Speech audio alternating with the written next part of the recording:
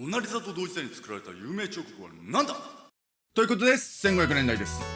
前回1490年代はレオナルド・ダ・ヴィンチが登場し、世紀ルネッサンスが幕開けし、音楽界ではルネッサンス最大の作曲家ジョスカン・デプレが活躍していました。そしてコロンブスのアメリカ大陸到着によって大航海時代が本格的に幕開けし、バスコ・ダ・ガマによってインド航路が開拓され、そしてイタリア戦争が起きた時代でした。そしてこの1500年代、まだレオナルド・ダ・ヴィンチは生きていて、かの有名なモナリザを制作しました。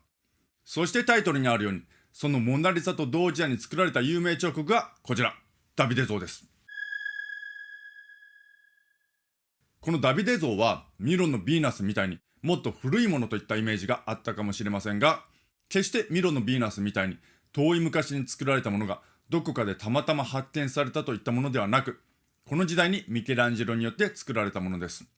しかもこのダビデ像はかなり大きく、約5メーターもあります。ちなみにミロのヴィーナスは紀元前約100年頃に制作されたもので、1820年に畑を耕していた人がたまたま発見したものです。そしてこのミケランジェロはルネッサンスで最も大きな影響力を持った芸術家と言われています。ミケランジェロは絵画、彫刻、建築で傑作を残し、あらゆる分野に大きな影響を与えた人物であり、レオナルド・ダ・ヴィンチ含め世紀ルネッサンス三大巨匠のうちの一人として数えられています。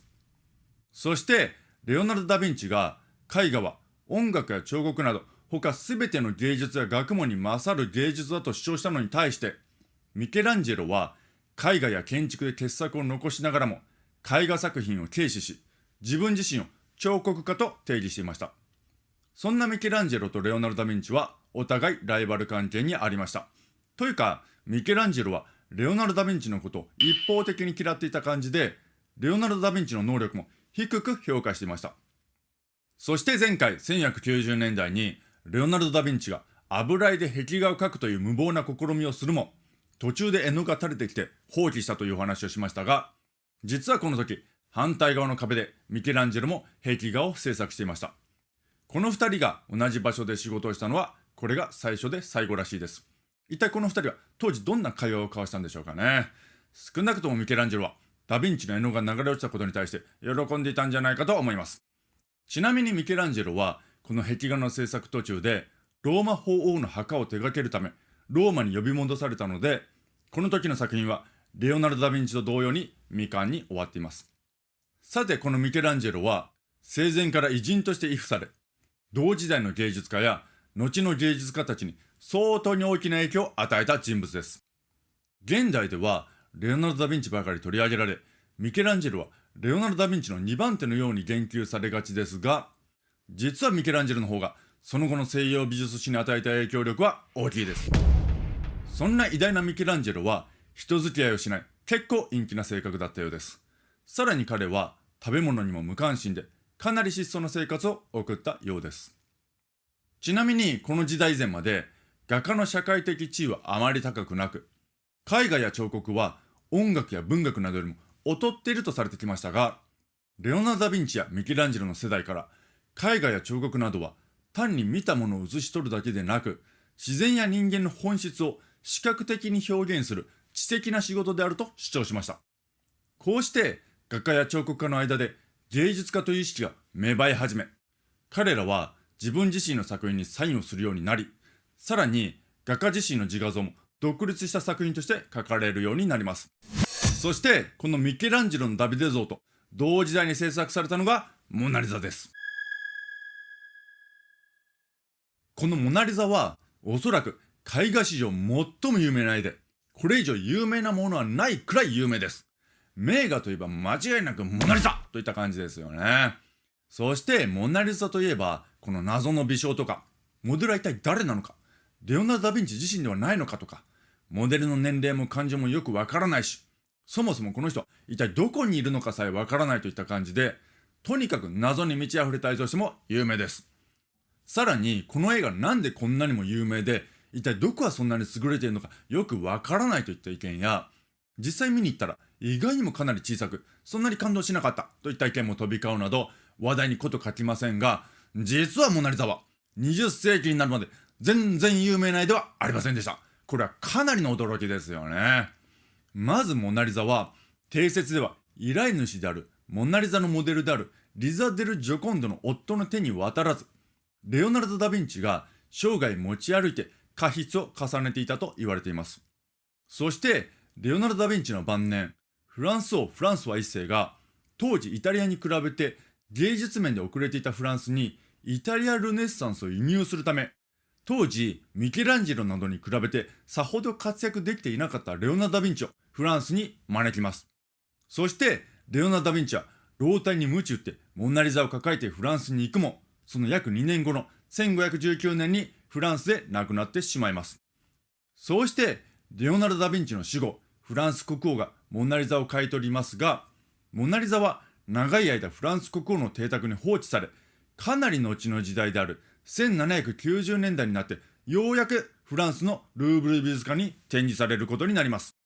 しかもレオナルド・ダ・ヴィンチ自身もこの時代から300年後の1800年代にヒュースリーという画家がレオナルド・ダ・ヴィンチを称賛して以降、ようやく評価が高まるといった感じです。しかしそれでもモナリザ自体は20世紀まで大して注目を集めていませんでした。そんな影の薄いレオナルド・ダ・ヴィンチのモナリザがなぜ突然20世紀になって注目を集め、現在最も価値のある絵になったのかというと、それは1911年にペルージャというイタリア人がモナリザはフランスではなくイタリアの美術館で展示されるべきだと考え出し、モナリザをルーブル美術館から盗み出したことがきっかけです。なんと彼は1911年のある日、ルーブル美術館の清掃用具入れに隠れ、閉館後まんまとモナリザを盗み出しました。しかし彼はその2年後にモナリザをイタリアのウフィシティ美術館に売却しようとして逮捕されました。当たり前ですよね。しかしこの事件によってモナリザは世に広く知れ渡ることになり、フランスにモナリザが返却される前にイタリア各地でモナリザが公開されたということもあって、モナリザはそれ以降どんどん有名になっていきます。しかもペルージャはイタリアで裁判にかけられましたが、逆に愛国者であると称賛され、投獄されたのはたったの6ヶ月に過ぎなかったとのことです。凄まじい判決ですね。そうして盗まれたことによって有名になったモナリザは、その後広告や製品や映画などあらゆるところで凄まじい頻度で取り上げられることによってさらに有名になっていきます。人間は記憶から簡単に呼び出せる事柄を相対的に重要だと評価する傾向がありますので、一旦モナリザが有名になりメディアで取り上げられる頻度が高くなればなるほど、多くの人々がモナリザを目にする機会が多くなるので、それによって人々の意識にモナリザが深く染み込むことになり、結果モナリザを重要な絵だと高く評価するようになります。そうして評価の高まったモナリザをまたメディアなどが利用して取り上げることによってさらに有名になるという相乗効果の歯車にはまっていきます。このようにあるものが記憶から簡単に呼び出しやすいかどうかはメディアに頻繁に取り上げられるかどうかで決まってしまうことが多いため、企業などは広告に多額のお金を費やすことになります。しかしそれでもやはりモナリザに関しては単に話題に上るから名画なのではなく、もともと名画の中の名画だからこそ話題に上るに違いないと思いますよね。実際なぜこの絵が名画の中の名画としてそんなにも高い評価を受けているかということについて、専門家たちはレオナルド・ダ・ヴィンチが用いたスフマートなどの革新的な絵画技法など具体的な理由はありますので、やはりそういったモナリザに固有の優れた特質があるからこそモナリザは名画なのだと思いますよね。しかし行動経済学や複雑系による結論によると、こういった絵でも音楽でも、または企業や有名人などでも、何かが成功した理由や失敗した理由などはそれそのもの自体の特質以上に運とタイミングによるとのことです。仮にこの世界の歴史を何度か繰り返すことができるならば、モナリザはその時の運次第である時はそこそこ有名な絵になったり、ある時はあまり有名でない絵になるだろうということです。けれどもこれはにわかには信じがたい話ですよね。普段一般的な考えではモナリザとかスター・ウォーズやハリー・ポッターなどのような有名な作品は本当に優れた特質を持っているはずだから、何度歴史を繰り返しても常に最高の評価を得られるはずだろうと思いますよね。ところが実際に研究者がインターネット上で人為的なパラレルワールドを作って作品の評価を被験者たちに行わせたところ、人々は自分の判断で評価を下しているのではなく、周囲の評価に大きく影響されるという結果が出ました。人間は周囲の人たちが高く評価を下した作品は自分もその作品が良いと思い、周囲が低い評価を下した作品は自分もその作品を悪いと思うという傾向が強いということです。ただし、常に皆から評価が低いものはどのパラレルワールドでもトップにはなれないし、逆に常に皆から評価の高いものはどのパラレルワールドでも最下位になることはなく、大方上位に食い込むという頼もしい結果も出ました。しかし、その中間にある大多数のものは、ある時は最下位に近く、ある時は最高の評価が得られるといったように、どの評価にもなり得るという結果が出たとのことです。これは大問題ですよね。そしてその評価には偶然が大きく左右しているとのことです。こうした中間にある大多数のものは何かの偶然によって一旦人気を得ると、周囲の評価に影響されやすい人間の性質上、それはなおさら人気を集めやすくなるため、長期的にはあるものが高く評価され有名になったりする一方、似たクオリティのものでも運に恵まれなかったものはあまり知られることなく終わるということです。ですので、世の中の有名な作品や有名人などといった大半のものは、それそのものが優れているのではなく、単なる偶然のおかげで有名であるという可能性が高いということになります。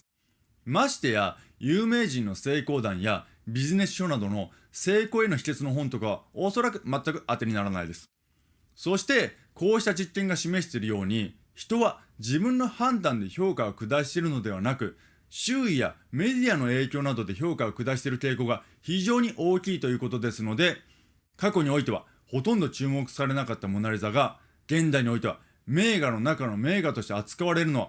単にメディアなどを通して人々はモナリザが名画の中の名画であると教えられているからという可能性が高いと言えるかもしれないです。こういった複雑系に興味がおありでしたら、2011年に出版されたダンカン・ワッツによる偶然の科学がおすすめです。そこには先ほどの実験の内容が詳しく書かれていますし、それ以外にもいかに経済の動向など多くのものが予測不可能かなどためになることがたくさん書かれています。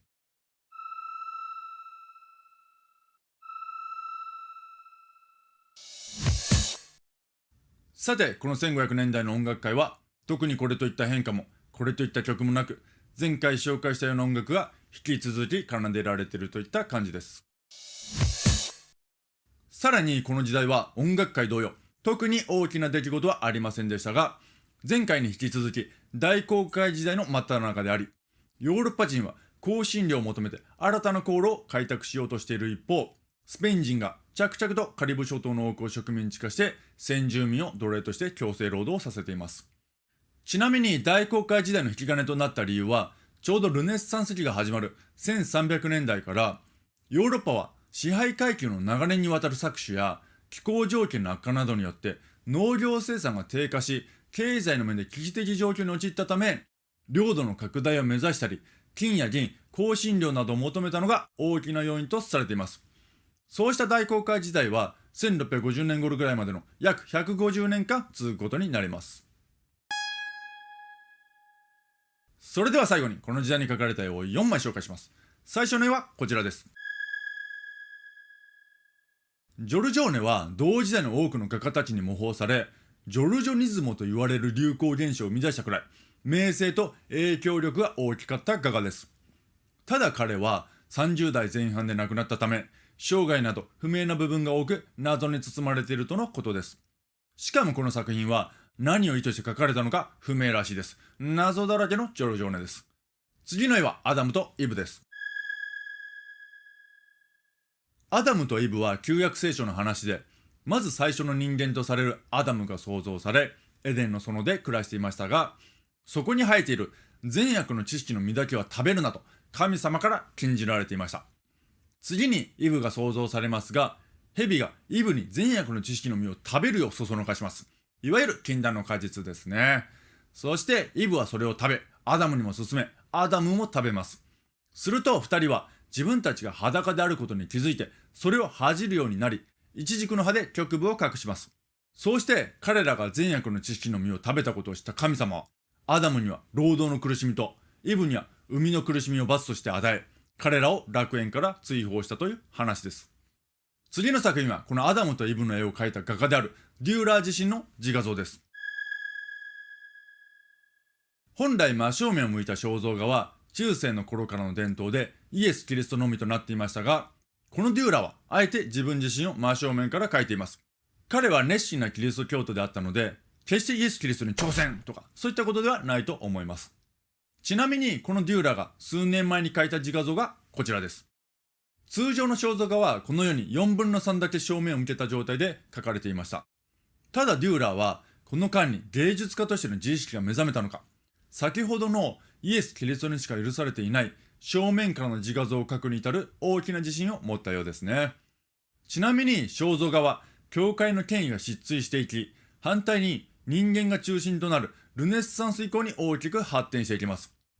肖像画は権力者が権力を誇示するために画家に描かせたり、この後に市民階級が台頭し経済が豊かになると、彼らは自分自身や家族の肖像画を画家に描かせるようになります。そしてこのデューラーはドイツルネサンス最大の巨匠と言われています。ちなみに現在のベルギー、オランダ、ドイツなどのアルプスより北の地域のこの時期の美術は北方ルネッサンスと言われますが、北方ルネッサンスはイタリアルネッサンスのような古代復古の運動が盛り上がったというわけではないので、イタリアルネッサンスとは少し別物です。そしてデューラーはイタリア美術に感銘を受け、それを北ヨーロッパにもたらそうとし、また逆に彼の作品はイタリアの芸術家たちにも影響を与えました。最後の絵はこちらです。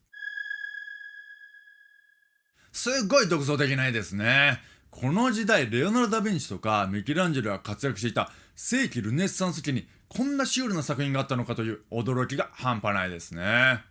このヒエロニムス・ボスは現在のオランダ・ベルギーであるネーデルラントの画家です。ですので彼は北方ルネッサンスのカテゴリーに入ります。そしてルネッサンス以前は絵の中で最も重要な箇所、いわゆる主役となる部分以外のところも隅々まで細かく描写されていましたが、世紀ルネッサンスに向かうにつれ主役以外のところは細密描写を控えるようになり、鑑賞者を主役に集中させるようになっていきます。しかし北方ルネッサンスはルネッサンス以前の伝統が残っており、このように細かい描写が画面の隅々にまでなされています。ですのでパッと見て結構特徴的であるし、誰が主役かというのが分かりにくい絵が多い印象です。しかしこの絵はそれだけでなく、あまりにもオリジナリティに溢れている得意な作品であると言えると思います。まずこの絵は向かって左がエデンの園で、真ん中が現世の快楽の園で、右側が地獄と考えられており、キリスト教的観点から誘惑に対する警告が書かれていると解釈されていますが、いろいろ意見や解釈の違いがあり、決定的な解釈には至っていないようです。一般的には左がアダムとイブで、真ん中で聖書の教えに反した生活を送っていると、右側の変な生き物に食べられて排泄されてしまうと解釈されているようです。ちなみに西洋では一般的に右の方が序列が上ということになっていて、鑑賞者から見て左側に書かれているものの方が右側に書かれているものよりも序列が上ということが多くなっています。この絵でも左側はエデンの園で右側が地獄となっています。先ほどのデューラーによるアダムとイブでも男であるアダムが左側に書かれているように多くはこの構図になっています。ちなみにこのヒエロニムス・ボスはこんな絵を描きながらも道徳心と信仰心の厚い地元の名士でした。当時はローマ教会の腐敗もあり、オカルトやこういったグロテスクな絵が貴族に好まれていたという面もこのような絵が描かれた要因の一つのようです。そしてヒエロニムス・ボスは死後も人気がありましたので、彼を模倣する画家も多かったのですが、彼の絵はあまりにも独創的すぎたせいか、ボスの影響を受けて成功した画家はその後現れませんでした。例外は60年後の1560年代に登場するピーテル・ブルーゲルくらいです。そしてその後ボスを模倣する画家が途絶えますが、なんと20世紀に入ってボスの絵はシュルレアリストたちに発見され、高く評価され、ボスの絵は1920年代から1945年頃まで続くシュルレアリスムに大きな影響を及ぼします。その中でも特にサルバドール・ダリがこの快楽の園に大きな感銘を受けます。約400年越しに美術の一大潮流に大きな影響を与えるとはすごい話ですよね。このように時代の流れを追っていくと、シュルレアリストたちの絵は決して何もないところから生み出されたわけではないということが理解でき、ダリやシュルレアリスムに対して改めて深い理解ができるようになると思います。ということで1500年代はミケランジェロのダビデ像、レオナルド・ダ・ヴィンチのモナリザが制作されたというように、世紀ルネッサンス三大巨匠の2人、ミケランジェロとレオナルド・ダ・ヴィンチが活躍していた時代でした。実にシンプルで分かりやすい時代ですね。ありがたいです。次回は1510年代です。世紀ルネッサンス三大巨匠の最後の一人、ラファエロの登場です。それでは。